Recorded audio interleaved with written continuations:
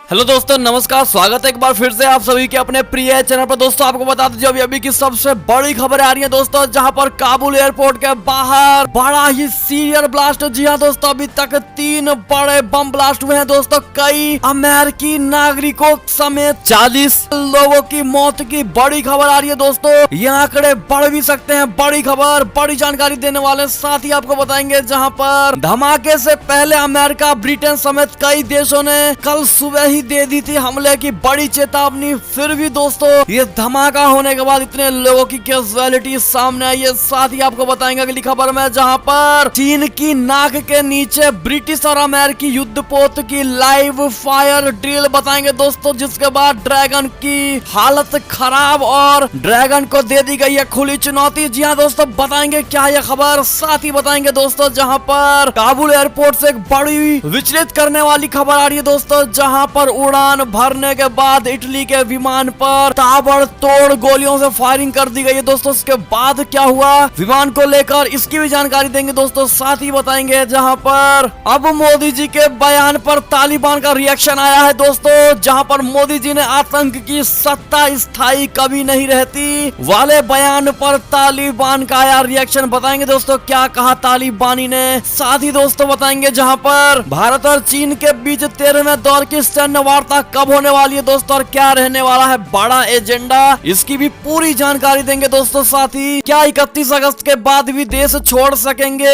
बाहर देश के लोग काबुल एयरपोर्ट से, इसकी भी जानकारी देंगे दोस्तों। जहां पर अमेरिकी विदेश मंत्री ब्लिंकन ने इसको लेकर बड़ी रिपोर्टिंग की है दोस्तों, बताएंगे ये भी। साथ ही तालिबान ने पाकिस्तान को बताया है दूसरा घर और भारत को दी है नसीहत। जी हाँ दोस्तों, क्या है ये खबर। साथ ही दोस्तों कोरोना की तीसरी लहर के बीच बड़ा खुलासा हुआ है, पुरुषों के मुकाबले महिलाओं में बन रहे हैं कम एंटीबॉडीज। जी हाँ दोस्तों, इसको लेकर शोध में बड़ा खुलासा हुआ है दोस्तों, इसकी भी पूरी जानकारी देने वाले हैं। तो दोस्तों बने रहिएगा वीडियो के अंत तक। और अभी खबरों में आगे बढ़ने से पहले हमेशा की तरह अगर आप भी मानते हैं कि मोदी जी तो हर चीज संभव है, साथ ही भारतीय सेना है, तो हमारा देश गर्व से जी रहा है दोस्तों। और इस कोरोना काल में डॉक्टर ही भारत के सबसे बड़े रक्षक हैं। तो फटाफट से इस वीडियो को भी कर दीजिए लाइक, चैनल को कर दीजिए सब्सक्राइब, बेल आइकन दबाइए, साथ ही कमेंट बॉक्स में लिख दीजिएगा जय हिंद। जी हाँ दोस्तों, जो बड़ी खबर आ रही है बता दें, काबुल एयरपोर्ट के बाहर 2 बड़े बम धमाके और तीसरा काजाकिस्तान में बम धमाका, जिसमें 40 लोगों की मौत हो गई है दोस्तों।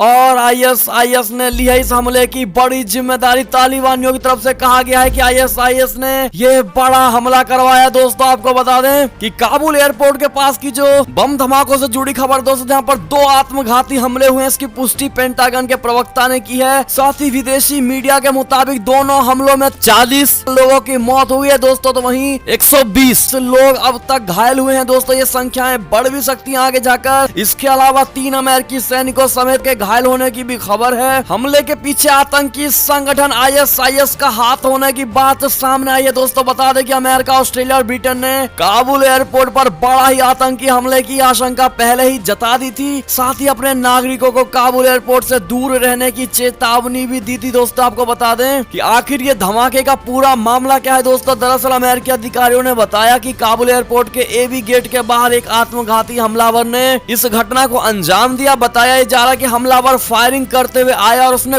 खुद को भी बम से उड़ा लिया। जी हाँ दोस्तों, ये नोट करने वाली बात है कि उस हमलावर ने खुद को भी उड़ाया दोस्तों। साथ ही एयरपोर्ट के इस गेट पर ब्रिटेन और ऑस्ट्रेलिया के सैनिक तैनात रहते हैं। तो वहीं दूसरा आत्मघाती हमला एयरपोर्ट के सामने मौजूद बैरन होटल के बाहर हुआ, जो कि AB गेट के ही काफी करीब है। गौरतलब है कि इस हमले में कुछ देर पहले ही ISIS के आतंकियों द्वारा धमाका करने की आशंका जताई गई थी। इसका मकसद पश्चिमी देशों के उन सैनिकों को निशाना बनाना था जो अफगानी शरणार्थियों को देश से बाहर निकाल लेने में मदद कर रहे हैं। जी हाँ दोस्तों, बड़ी खबर आपको बता दें दोस्तों कि इस धमाके के बाद अब ब्रिटेन और अमेरिका ने बड़ा कदम उठाने की चेतावनी जारी कर दी है दोस्तों। और कहीं ना कहीं अमेरिका की तरफ से एयर स्ट्राइक किया जा सकता है दोस्तों, क्योंकि जब वहां के नागरिक मर ही रहे तो क्यों ना आतंकवादी भी मरे जाएं। ऐसे में अब देखना होगा कि जो बाइडेन सरकार और अन्य कौन कौन से देश दोस्तों अमेरिका के साथ आते हैं और कहीं ना कहीं काबुल पर क्या बड़ा एक्शन लिया जाता है दोस्तों। आपको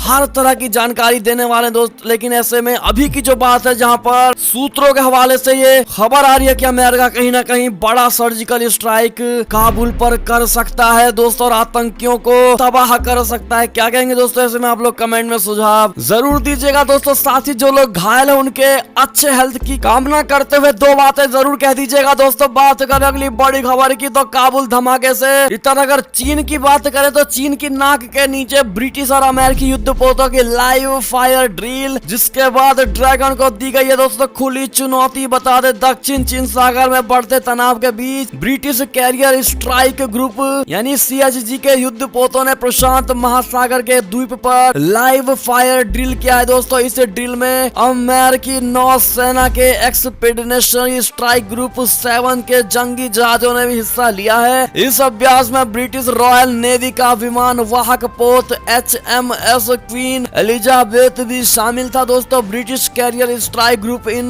दिनों 7 महीनों के इंडो पैसिफिक मिशन पर आया हुआ है। जी हाँ दोस्तों, बड़ी खबर। बात करें अगली खबर की तो काबुल एयरपोर्ट से उड़ान भरने के बाद इटली के विमान पर फायरिंग की गई है दोस्तों, जिसमें अभी तक कोई नुकसान की खबर नहीं है। बता दें अफगानिस्तान की राजधानी काबुल के एयरपोर्ट से इटली के सैन्य विमान के उड़ान भरने के बाद उस पर ताबड़तोड़ फायरिंग की गई है दोस्तों। इटली के रक्षा सूत्रों ने बताया है कि राहत की बात यह रही है कि विमान में फायरिंग की घटना में अभी तक कोई नुकसान नहीं हुआ है। सूत्रों के अनुसार ये घटना तब घटी जब काबुल एयरपोर्ट से गुरुवार को इटली के एक विमान ने उड़ान भरी थी। इसके फौरन बाद फ्लाइट पर फायरिंग की गई है दोस्तों। ये विमान इटली का ट्रांसपोर्ट विमान था। फ्लाइट में सवार एक इटालियन पत्रकार ने स्काई 24 TG को बताया कि विमान में लगभग 100 अफगानी नागरिक सवार थे। इसके उड़ान भरने के कुछ मिनटों बाद ही ये फायरिंग की गई थी दोस्तों। ऐसे में इन तालिबानियों की तरफ से मानवता को हनन करने वाली नीति अपनाई जा रही है दोस्तों। और जिस प्रकार से उड़ते विमान पर गोलियां चलाई जा रही हैं एयरपोर्ट के नजदीक में, आप समझ पा रहे होंगे दोस्तों कहीं ना कहीं इनके मन में अन्य देशों के नागरिकों को भारी चोट पहुंचाना है दोस्तों और अपना परचम हर जगह लहरवाना। ऐसे में दोस्तों आपकी क्या राय सुझाव होगी बताइएगा जरूर। चलते हैं अगली खबर की तरफ, लेकिन वीडियो को लाइक नहीं किया दोस्तों तो प्लीज लाइक कर दीजिएगा। खबर की बात करें तो तालिबान से क्या घबराया ड्रैगन, पाकिस्तान में चीन ने तैनात कर दी अपनी टॉप सुरक्षा एजेंसियां, इस्लामाबाद में हो रहा है इसका भारी विरोध। जी हाँ दोस्तों, पाकिस्तान की जमीन पर चीनी सुरक्षा कर्मियों की संख्या लगातार बढ़ती जा रही है। ये संख्या अफगानिस्तान में तालिबान के सत्ता पर काबिज होने के बाद और बढ़ी है दोस्तों। पाकिस्तान में चीनी सुरक्षा कर्मियों और सेना के जवानों समेत अधिकारियों की बढ़ रही तैनाती को सामान्य नजरिए से नहीं देखा जा रहा है। विशेषज्ञों का कहना है कि एक विशेष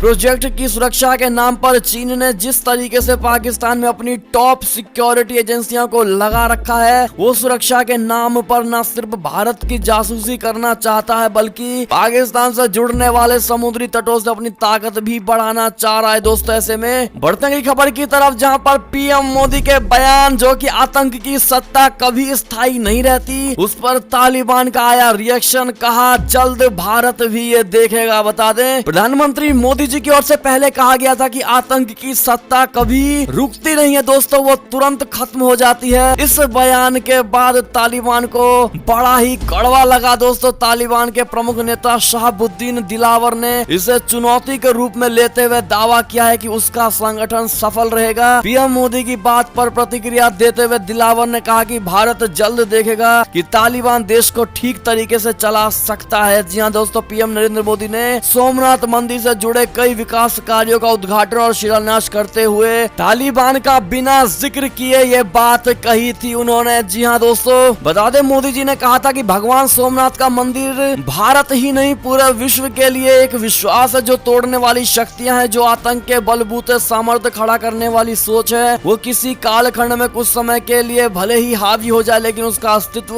कभी अस्थायी नहीं होता। वो ज्यादा दिनों तक मानवता को दबाकर नहीं रख सकती। प्रधानमंत्री के इस बयान को अफगानिस्तान की परिस्थितियों से जोड़कर देखा गया है दोस्तों। ऐसे में आपको बता दें कि तालिबानी नेता ने रेडियो पाकिस्तान को दिए इंटरव्यू में भारत को यह चेतावनी दी है कि अफगानिस्तान के आंतरिक मामलों में दखल ना दिया जाए। दिलावर ने कहा कि पाकिस्तान को दोस्ताना देश बताते हुए 30 लाख से अधिक अफगानियों को शरण देने के लिए धन्यवाद दिया है। साथ ही दिलावर ने यह भी कहा कि तालिबान हर देश के साथ शांतिपूर्ण और साझा सम्मान रखता है। जी हाँ दोस्तों, ऐसे में मोदी जी के बयान का अगर आप भी समर्थन करते हैं दोस्तों और मानते हैं कि तालिबानियों की सत्ता बस कुछ ही दिनों की है, उसके बाद इनका विनाश लिखा हुआ है दोस्तों, तो आप भी ये बात कमेंट में भारी मात्रा मात्रा में लिखकर बताइएगा। दोस्तों चलते हैं अगली खबर की तरफ, जहां भारत और चीन के बीच 13वें दौर की सैन्य वार्ताएं जल्द होने वाली हैं। आपको बता दें क्या होने वाला है इस बैठक का एजेंडा। दरअसल पिछले साल चीनी आक्रमण के बाद बने गतिरोध वाले स्थानों में से पैंगोंग झील के और गोगरा हाइट्स के समाधान के बाद हॉट स्प्रिंग के समाधान के लिए भारत और चीन के बीच 13वें दौर की सैन्य वार्ता जल्द करने की योजना बनाई गई है। दोस्तों इसके लिए भारत की ओर से जल्द ही चीनी सेना को न्योता भेजा जाएगा। जी हाँ दोस्तों, सूत्रों ने बताया कि लंबित विवादों के समाधान के लिए वार्ता के दौरान चीन नए और पुराने मामलों को अलग रखने पर जोर दे रहा है, लेकिन भारत नए और पुराने दोनों मामलों पर एक साथ वार्ता और समाधान पर फोकस कर रहा है। दोस्तों बात करें अगली बड़ी खबर की, जहां पर अमेरिका की बड़ी टेंशन, काबुल से सुरक्षित बाहर निकाले गए 100 लोगों का नाम टेरर वॉच लिस्ट में है शामिल। जी हाँ दोस्तों, अमेरिका के लिए बड़े ही खतरे की घंटी बजती नजर आ रही है। दोस्तों अमेरिका के एक अधिकारी ने चेतावनी देते हुए कहा है कि काबुल से निकाले गए 100 से अधिक अफगानी नागरिक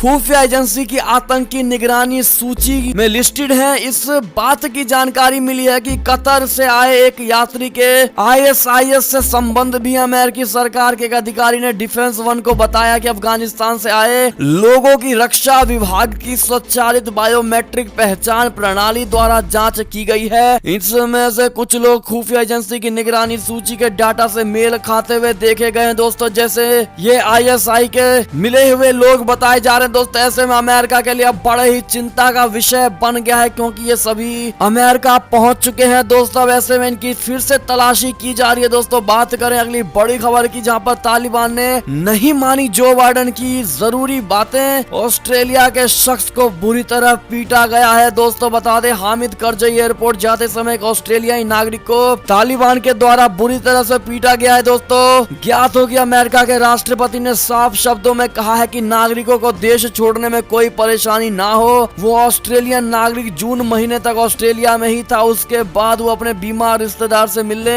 अफगानिस्तान गया था। उसके वहां पहुंचने के कुछ ही दिन बाद ही अफगानिस्तान पर तालिबान का कब्जा हो गया। और ऐसे में दोस्तों अब जब बात मानवता पर आ ही गई है, तो ऐसे में अब ये बड़े देश क्या कदम उठाते हैं। दोस्तों हर तरह की जानकारी आपको जरूर मिलेगी हमारे चैनल पर। अगर नए हैं तो सब्सक्राइब करना मत भूलिएगा। दोस्तों इस चैनल को बात करें अगली खबर की, तो अफगानिस्तान में तालिबान के कब्जे के बाद चीन बढ़ा रहा है आर्थिक शक्ति, लोकल मार्केट में सामान उतारने और बड़े प्रोजेक्ट लगाने की तैयारी। जी हाँ दोस्तों, चीन के कब्जे में पाकिस्तान पहले ही आ चुका है, जो कि चीन को सीधे ग्वादर बंदरगाह से जोड़ रहा है। तो वहीं चीन के BRI प्रोजेक्ट के लिए अफगानिस्तान एक महत्वपूर्ण देश रहा है और अफगानिस्तान BRI का फॉर्मल मेंबर भी है, लेकिन चीन के इस परियोजना को अपने यहाँ हरी झंडी नहीं दी थी। अब अफगानिस्तान से अमेरिकी सेना के वापस जाने और तालिबान के काबिज होने के बाद चीन अपनी विस्तारवादी नीति पर काम करना शुरू कर चुका है। दोस्तों बढ़ते अगली खबर की तरफ, जहां अफगानिस्तान संकट के बीच ब्लिंकन ने कहा 31 अगस्त के बाद भी देश छोड़ सकेंगे लोग,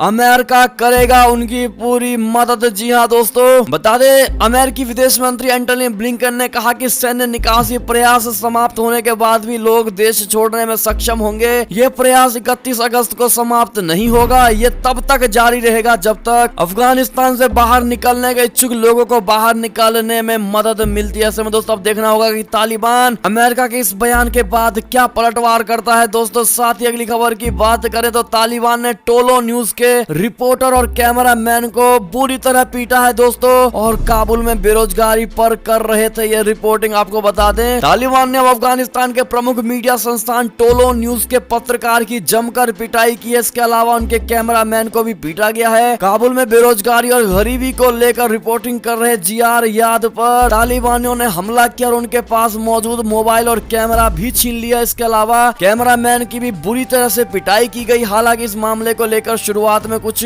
कंफ्यूजन भी हो गया था। पहले मीडिया रिपोर्ट्स ये आ रही थी कि GR की हत्या कर दी गई। हालांकि उन्होंने खुद ट्वीट करके इसे गलत करार दिया दोस्तों, लेकिन इनकी जमकर पिटाई तालिबानियों की तरफ से की गई है। ऐसे में बर्बरता की खबर तालिबान से लगातार मिलती जा रही है। दोस्तों बात करें अगली खबर की, तो तालिबान से सीज फायर पर पंजशीर के शेरों की बड़ी दहाड़, कहा एक इलाके नहीं पूरे अफगानिस्तान के लिए लड़ रहे हैं हम। जी हाँ दोस्तों, अफगानिस्तान के पंजशीर इलाके में तालिबान अभी तक अपना वर्चस्व नहीं जमा पाया दोस्तों। और ऐसे में तालिबान और नॉर्दर्न अलायंस के बीच इस सीज फायर पर डील की बात सामने आई है, लेकिन पंजशीर के शेरों की एक ही दहाड़ है दोस्तों कि हम पूरे अफगानिस्तान में लोकतंत्र चाहते हैं, लोगों की आजादी चाहते हैं, शरिया कानून हम बिल्कुल नहीं चाहते। अगर तालिबान इन बातों को मानेगा तो ही हम उनके साथ गठबंधन करने को तैयार है, अन्यथा बिल्कुल नहीं। जी हाँ दोस्तों, बात करें अगली खबर की तो पीओके में लौटने लगे तालिबानी गले लगाकर और AK-47 की फायरिंग से स्वागत किया जा रहा है। जी हाँ दोस्तों, बता दें इमरान खान को तालिबान से मेहनत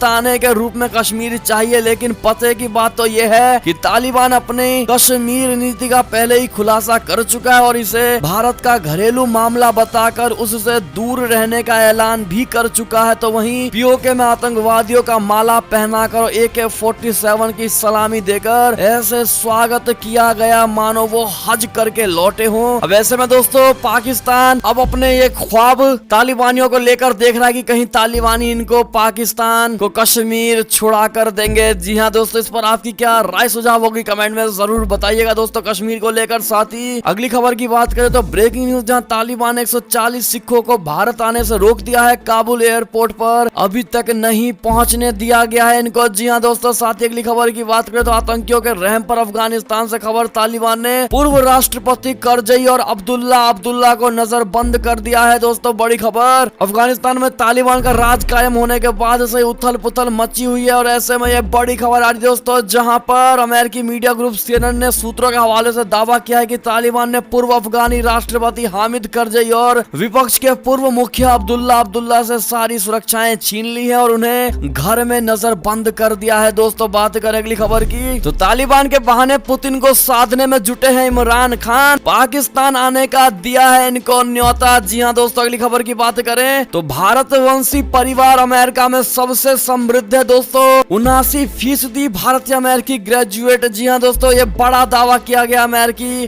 भारतीयों को लेकर। बता दें अमेरिकी मीडिया रिपोर्ट में हालिया जनगणना के आंकड़ों के आधार पर यह दावा किया गया है कि भारतवंशी परिवार अमेरिका में सबसे समृद्ध है। दोस्तों न्यूयॉर्क टाइम्स के विश्लेषण के अनुसार अमेरिका में भारतीय परिवारों की औसत आय $1,23,700 सालाना है, जबकि राष्ट्रीय स्तर पर यह औसत $63,922 सालाना है। ऐसे में दोस्तों अपने भारतीयों पर अगर आपको गर्व है तो कमेंट में ये बात जरूर लिख दीजिएगा दोस्तों। साथ ही अगली खबर की बात करें तो काबुल एयरपोर्ट पर जो अफरा तफरी मची है दोस्तों और लोगों का जीवन अस्त व्यस्त मचा हुआ, ऐसे में वहां पर खाने पीने की चीजें भी इतनी महंगी हैं दोस्तों कि लोग भूखे मरते नजर आ रहे दोस्तों, चक्कर से मर जा रहे हैं लोग। और ऐसे में आपको अगर हम वहां के एक बोतल की कीमत बताएं तो 3,000 रुपए का है। जी हाँ दोस्तों, साथ ही 7500 रुपए का एक प्लेट चावल। और ऐसे में सब में बड़ी बात गौर करने वाली ये है कि इन बोतलों को खरीदने के लिए और चावल की प्लेटों को खरीदने के लिए दोस्तों डॉलर देना पड़ रहा है, क्योंकि वहाँ के दुकानदार अफगानी करेंसी नहीं ले रहे हैं दोस्तों, उनको डॉलर ही चाहिए। और भारत के करेंसी से तुलना करें तो 3,000 और 7500 रुपए का ये चावल और बोतल है। जी हाँ दोस्तों, इस पर आपकी क्या राय सुझाव होगी बताइएगा जरूर। साथ ही अगली बड़ी खबर की बात करें तो दिल्ली से बड़ी खबर, जहाँ खालिस्तानी आतंकियों को सोशल मीडिया के जरिए हथियार पहुँचाने वाले गिरोह के 2 बदमाशों को गिरफ्तार कर लिया गया है। दोस्तों दिल्ली पुलिस की स्पेशल सेल ने खालिस्तानी आतंकियों को सोशल मीडिया के जरिए अवैध हथियार आपूर्ति करने वाले गिरोह के 2 बदमाशों को गिरफ्तार कर लिया है। 18 पिस्टल और 60 कारतूस बरामद किए गए हैं, जबकि पकड़े गए आरोपियों का नाम राजेंद्र सिंह बरनाला और बबलू सिंह है और आरोपियों से पूछताछ अभी भी जारी है। दोस्तों बढ़ते अगली खबर की तरफ, जहां पर ओम बिरला का अफगानिस्तान को लेकर बड़ा बयान, कहा भारत आतंकवाद और विस्तारवाद के खिलाफ है, अफगानिस्तान में तालिबान के सत्ता में आने का असर देश पर नहीं पड़ने वाला। जी हाँ दोस्तों, ऐसे में कितने भाई और बहनें ओम बिरला के बात का समर्थन करते हैं बताइएगा जरूर। साथ ही अब भारत की खबरों की बात करें तो तीसरी लहर के बीच बड़ा खुलासा हुआ है, जहां पर पुरुषों के मुकाबले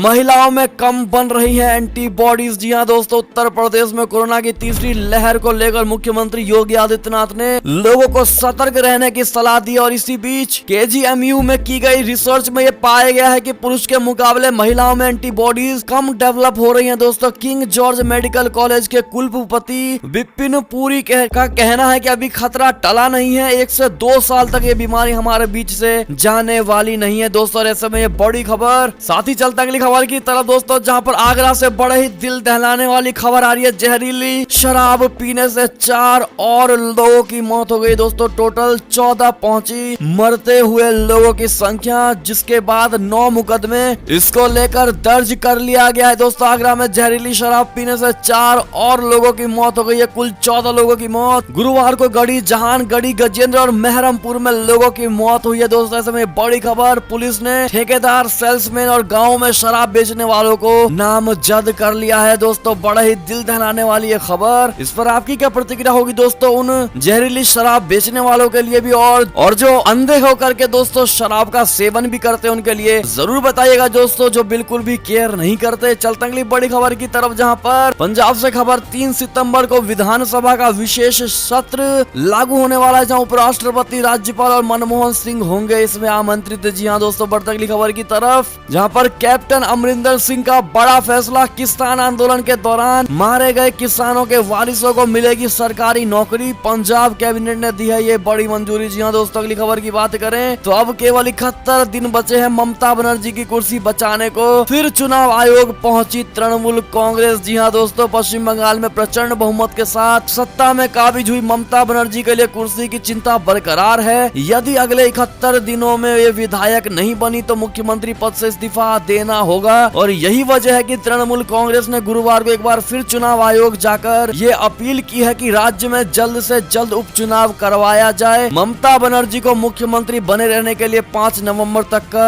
विधानसभा का सदस्य बनना होगा। क्या लगता है दोस्तों आपको, क्या ममता बनर्जी इस विधायक का चुनाव जीत पाएंगी दोस्तों, या फिर इनको पद से इस्तीफा देना ही होगा? जो भी लगता है दोस्तों कमेंट में सुझाव जरूर दीजिएगा। साथ ही अंतिम खबर की बात करें तो बिहार से बड़ा ही दिल दहलाने वाली खबर आ रही है, गंडक नदी में नाव पलट गई है दोस्तों, जिसमें 2 लोग लापता और टोटल 17 लोगों को बचाया जा चुका है। जी हाँ दोस्तों, बड़ी अच्छी खबर। और ऐसे में दोस्तों ये थी अब तक की सारी बड़ी खबरें। आपको हमारी खबरें कैसी लगी? आशा करता हूँ दोस्तों बहुत अच्छी लगी होगी। अगर थोड़ी भी अच्छी लगी है तो इस वीडियो को अभी अपने भाई बंधुओं में व्हाट्सएप, फेसबुक, ट्विटर के जरिए पूरे भारत में शेयर करना बिल्कुल मत भूलिएगा दोस्तों। और अभी कर दीजिए इस वीडियो को लाइक, चैनल को कर दीजिए सब्सक्राइब, बेल आइकन दबाइए, साथ ही कमेंट बॉक्स में लिख दीजिएगा जय हिंद जय भारत। तो मिलते हैं आपसे अगली बड़ी खबर में, तब तक अपना ख्याल रखिएगा। बहुत बहुत धन्यवाद। जय हिंद दोस्तों, बने रहने के लिए।